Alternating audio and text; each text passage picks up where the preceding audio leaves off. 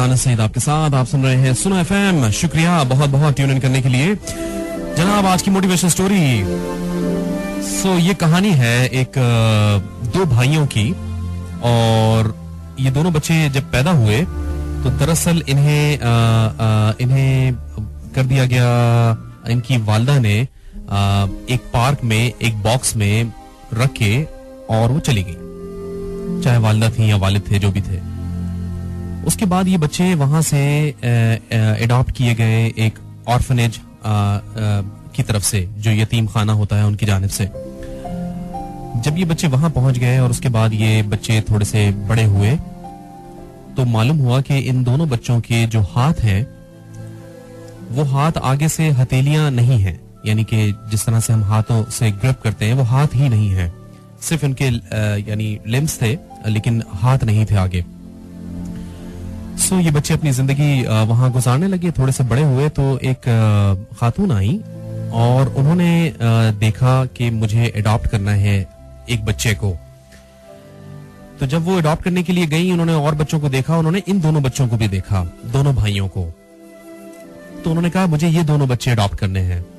तो ऑर्फनेज में के जो इंचार्ज थे वो भी बड़े हैरतज़दा हुए। उन्होंने बताया कि इन दोनों बच्चों के दरअसल हाथ नहीं है। उन्होंने कहा हाँ नहीं कोई बात नहीं, मुझे ये दोनों बच्चे पसंद आ गए हैं तो मुझे इन दोनों बच्चों को अडॉप्ट करना है। उन खातून ने उन दोनों बच्चों को अडॉप्ट कर लिया, अपने साथ ले गई, उनका ख्याल रखा, थोड़ी बहुत उनके हाथों की सर्जरी करवाई इस तरह से कि कम से कम वो अपने थोड़े बहुत जो काम है मूवमेंट कर सकें। न सिर्फ हाथ बल्कि उनकी एक पाँव भी ऑलमोस्ट इसी तरह का था। और शायद इसी वजह से जो उनकी ओरिजिनल पेरेंट्स थे उन्होंने उन्हें डिसोन कर दिया था। ये बात है इराक की, मैंने बताया आपको।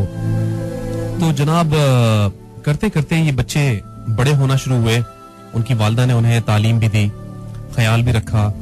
जब वो कहीं जाते तो उनकी तरफ बहुत से लोग मुड़कर देखते कि ये बच्चे कैसे, जो कि नॉर्मली हमारे मुआशरे में बड़ा तकलीफ दे अमल है कि जब जाते हैं तो कोई देख रहा होता है। तो इस तरह लोग पलट पलट के देखते कि ये दोनों बच्चे कैसे हैं, इनके हाथ नहीं है। करते करते जी वो बच्चे तालीम हासिल करते रहे।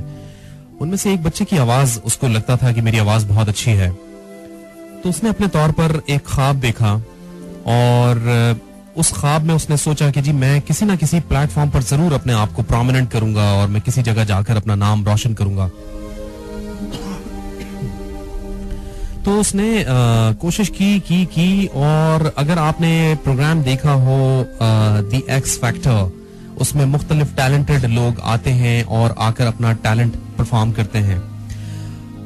तो एक्स फैक्टर में उस नौजवान को मौका मिल गया और वो नौजवान गया और जाकर उसने वहां पर एक्स फैक्टर में अपनी आवाज का जादू जगाया।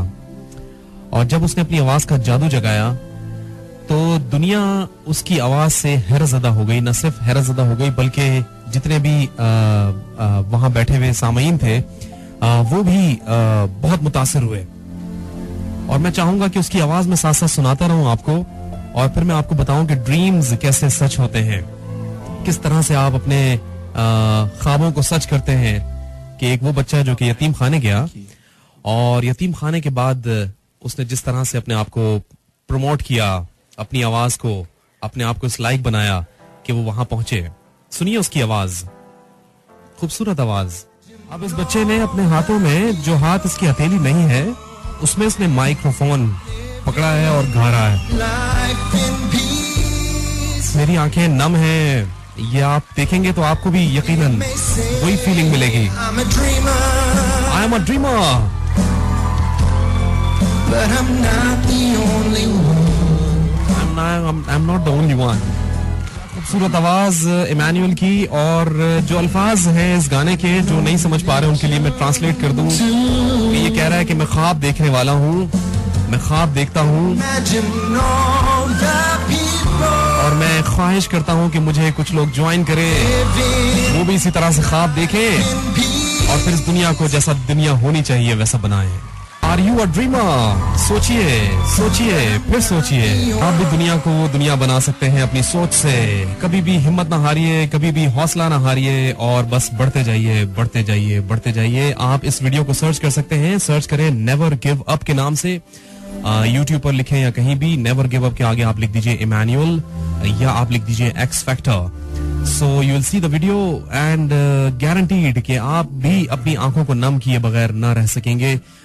दुनिया भरी पड़ी है ऐसी मिसालों से कि अल्लाह तबारक व तआला के जो कमालात हैं, अल्लाह की जो नेमतें हैं, लोग किस तरह से उसका इस्तेमाल करते हैं.